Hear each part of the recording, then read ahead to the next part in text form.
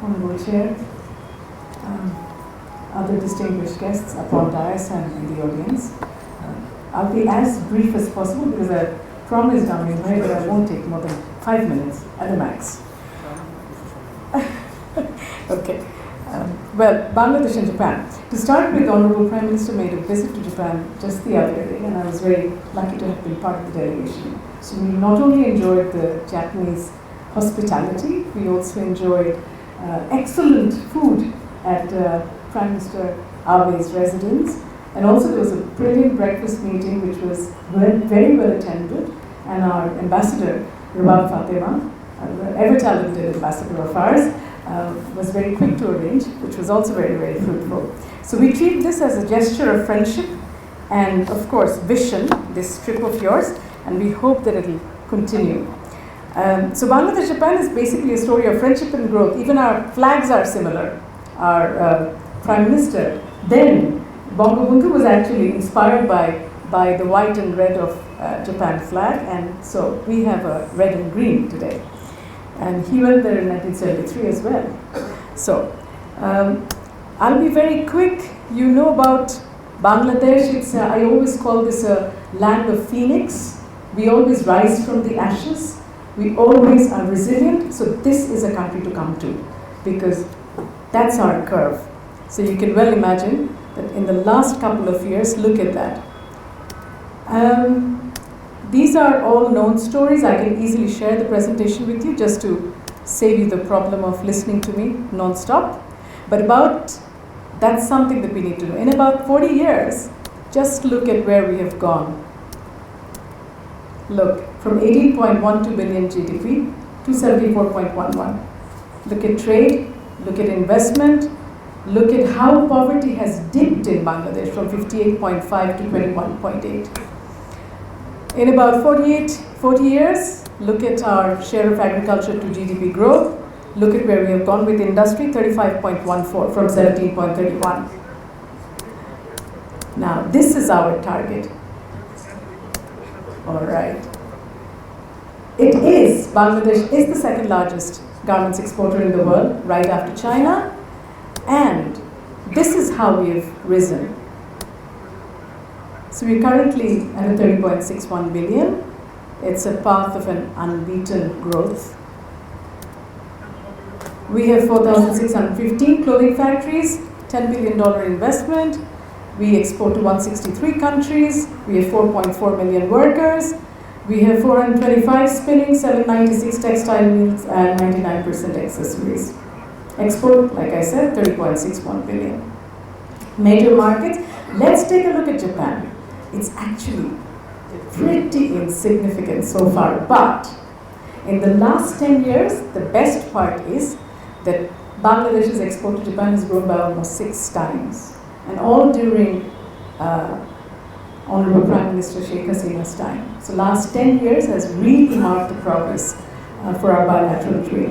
We used to do 173.32 million, now we are up to almost 1+ billion. Increased by 6 times. Bangladesh-Japanese trade has been going up, but look at the bilateral trade. It's actually, I think, 3 billion and 1 billion especially from our end. However, the growth rate has been 8.85. Well, if we look at the Bangladesh is Japan's 46th largest source of import. So we wish to be better, way better than where we are right now. And if you look at the pie, you will see that mostly it's garments. It's basically woven and knitwear, the blue and the red, that takes up all of the chunk that we export to Japan. Japan's apparel market, if you look at the chart, you will see that it mostly imports from China, and of course followed by Vietnam. And Bangladesh is very little so far. Look at it, Bangladesh is the green, which is 3.94%. We dream to be way bigger. We have crossed $1 billion mark. I think the first 3 months, Ambassador Rawal, correct me if I'm wrong, it's more than, I think, 350 million already. So we are hopefully targeting a $1.3 billion in this year. Major apparel items are very basic, and this is one of our worries. T-shirts, trousers, pullovers, and shirts. So you see, maximum is T-shirts, 234, 223. So we are lacking value addition. Now, why should Japan source more clothing from Bangladesh? The answer is very easy. Bangladesh is economical. We have backward linkage, we have 37 years of experience, we have price competitiveness and everything, and we are green as well. We have a great workforce. We are produced in the safest condition because we've been very strictly audited by Accorded Alliance, and now we are self-governing, self-monitoring. We are conscious, we are responsible, we make contributions to Central Fund for the Welfare of Workers. We are environmentally sustainable. We have 85 LEED certified factories, out of which 23 are platinum. 320 more are in the pipeline. And world's highest rated knitwear, woven, washing and denim mills are all here in Bangladesh.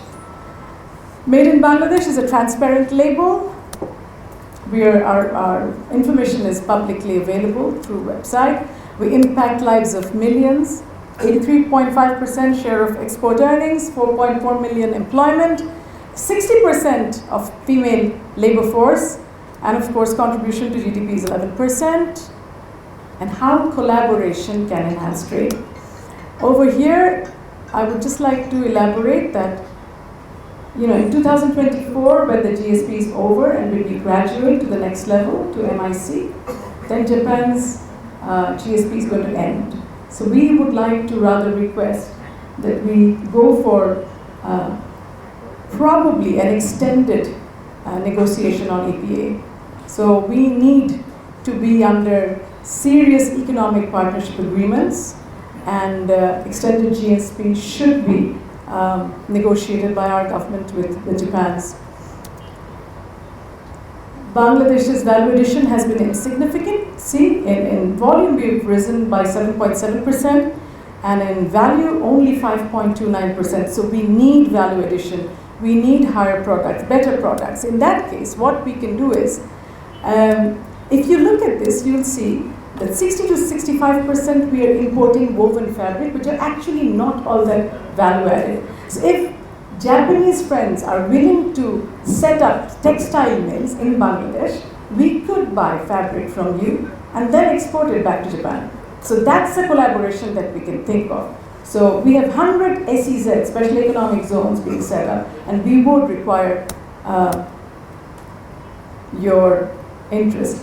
Fourth industrial revolution, there's a huge need for us to go to innovation, and Japan is known for technology and for innovation. So that is an area that Japan and Bangladesh could also collaborate. So innovation to industry, industry to innovation, that is where we can also access, because Japanese equipment is very, very well received in Bangladesh. Japanese technology is very well welcome. So we might as well collaborate on these issues.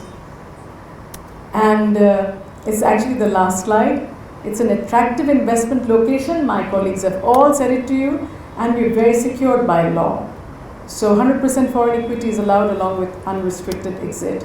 Competitive advantage, of course, advantage in labor cost, demographic dividend. We have youth basically flooding our marketplace.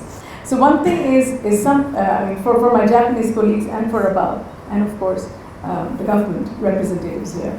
For ASEAN, there's Vietnam and of course there's Myanmar, but it's now time for co-opetition. It's not a time for confrontation or competition, it's collaboration that we're looking for. So the new word is co-opetition that we want from ASEAN. So Bangladesh can aspire to be ASEAN +1, so that at least we could have preferential trade treatments coming our way. And Bangladesh deserves it. Like I said, 60% or more are women. We're green, we are welcoming, and Japanese colleagues are already here. So while you invest in diapers and everything else, and Ajinomoto and great products here, we would of course welcome anything else. Also textile mills especially, and of course automobile and all the other sectors that you find is lucrative and welcoming for you. We wait for you to invest, and we welcome you with open arms. Thank you.